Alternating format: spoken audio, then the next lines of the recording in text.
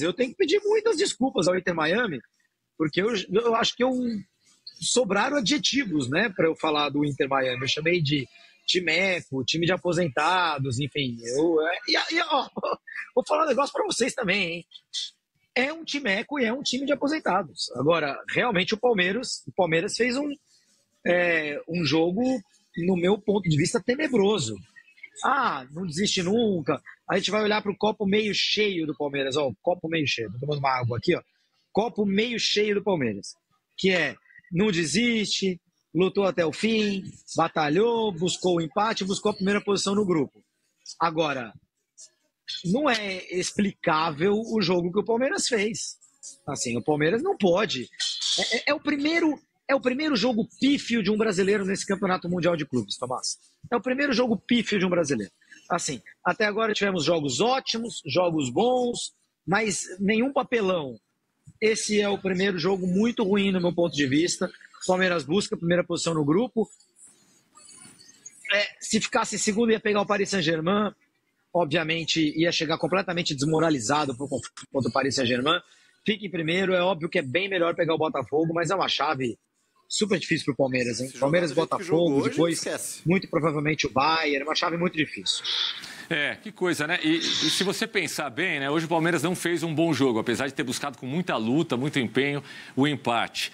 Não consegue ganhar do Porto, que foi quase um saco de pancadas aí do grupo, né? Quase perdeu hoje do Al-Ahly, apesar de ter jogado bem naquele dia.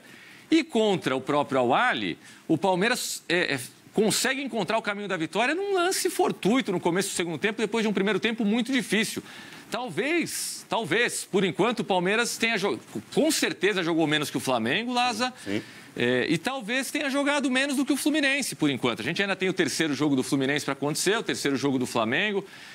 Acho que o Botafogo também teve uma participação interessante, mas a história de olhar o copo cheio, esse aqui está bem cheio, é como está todo mundo vendo o copo do Botafogo, Júlio. Só que o Botafogo quase toma o gol de empate do Seattle, acho até que o 2-2 seria o resultado muito mais justo naquela estreia, e hoje foi engolido pelo Atlético de Madrid e ganhou do Paris Saint-Germain com muitos méritos, mas jogando para se defender, não jogando de igual para igual com a equipe francesa. Não, só rapidinho antes do Laza, e a gente vai falar mais do Botafogo ao longo do programa. O Palmeiras é o pior dos 4 brasileiros. Sim. Se o Fluminense apanhar do Mamelodi e for eliminado depois de amanhã, a gente vai ter que colocar o Fluminense atrás do Palmeiras. Mas até agora, Flamengo classificado, Botafogo classificado no grupo da morte, e a gente vai falar dos jogos. Sabe qual que é a questão, Tomás? O empate 0-0 com o Porto no primeiro jogo de um brasileiro no campeonato. O que significou aquele empate? Caramba, que legal, um time brasileiro encarando um europeu e tal, não sei o quê. O Porto era uma porcaria. Aquele empate não significou nada. A gente foi enganado pelo primeiro jogo do Palmeiras, entende? O Palmeiras, na verdade, não faz um bom Mundial. Agora, pode ganhar do Botafogo, pode chegar nas quartas, pode começar uma outra história a partir de agora no mata-mata.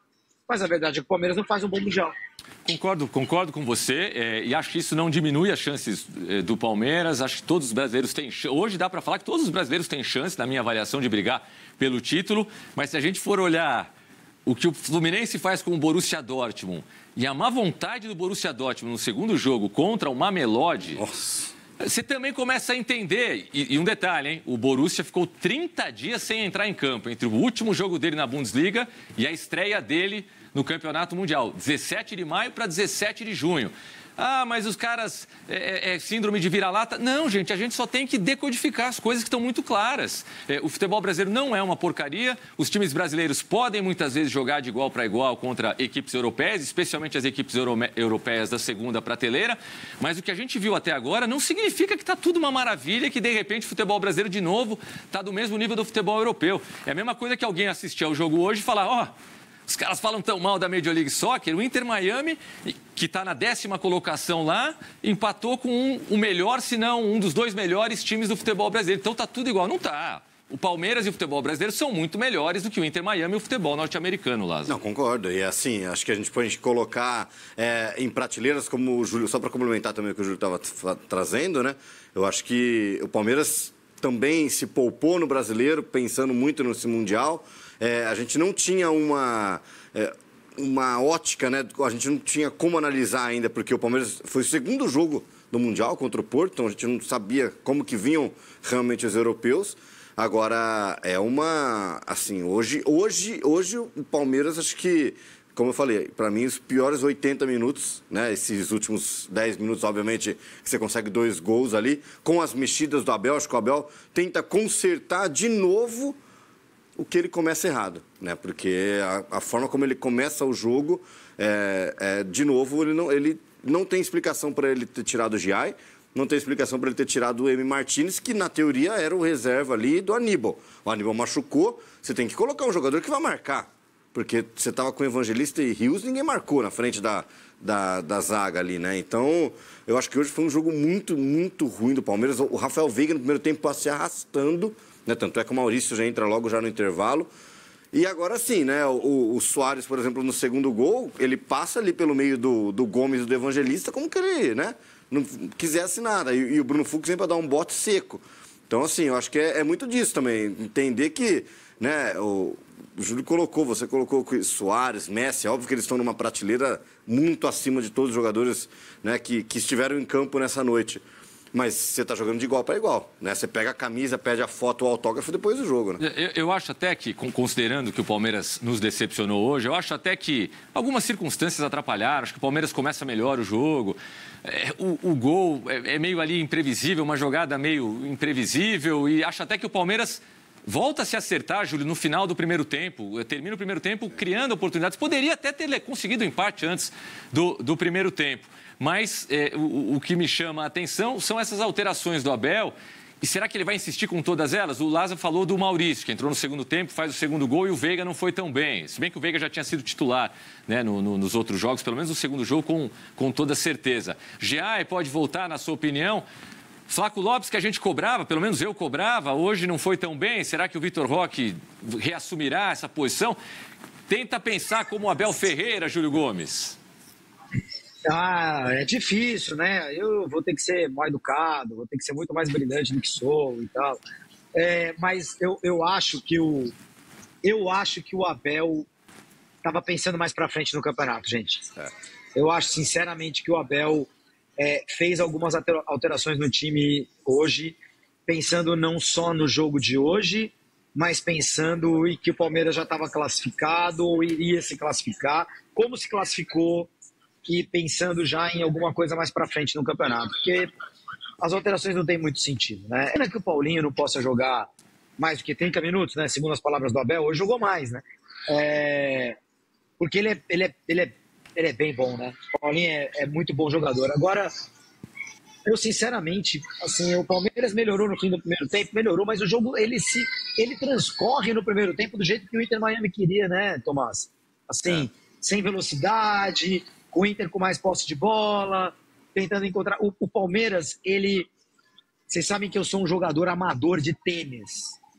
E qual que é o grande problema do tenista ruim ou tenista amador?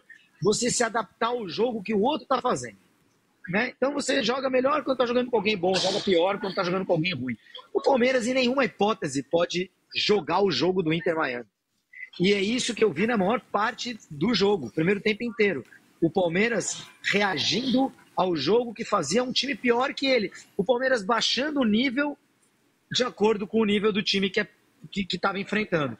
Isso, e aí depois contra o PSG ou contra o Botafogo, agora contra o Botafogo, vai fazer um jogão, vai crescer de nível, etc. Mas, gente, quando você é melhor, você tem que se impor. E o Palmeiras, acho que em nenhum momento se impôs. O Palmeiras pressionou no segundo tempo, quando estava 0-2 abaixo, quando faz alterações ofensivas, e quando o Inter Miami, que já é um time de aposentados, aí realmente não consegue correr mais, né? Tá completamente desgastado, fora da partida. Eu fiquei muito decepcionado com o Palmeiras hoje, amigos. Uma das principais características do Palmeiras é essa, só para complementar também o que o Júlio trouxe. Qual que é a principal característica? É o poder de bote, de reação rápido. O Palmeiras perde a bola, pressiona para a saída. Pressiona e saída. Hoje não. Estavam lá tocando passes, vinha o Redondo buscar o jogo, vinha o Segovia. O Messi baixava quase que entre os zagueiros para vir buscar o jogo. E ali o Flaco dava 2, 3 passos para trás. O Veiga, que são esses dois primeiros que saem para dar o bote. No primeiro tempo, o Estevão estava marcando o lateral esquerdo. O Estevão estava marcando quase a bandeirinha de escanteio. Então, assim... Jogando atrás do Marcos Rocha. Atrás do Marcos Rocha. Então, ridículo isso daí. A postura como o Palmeiras se colocou no jogo é isso, né? Não foi o Palmeiras que a gente viu nesses últimos 40 jogos que fez aqui no Paulista, no Brasileiro, na Copa do Brasil e na Libertadores.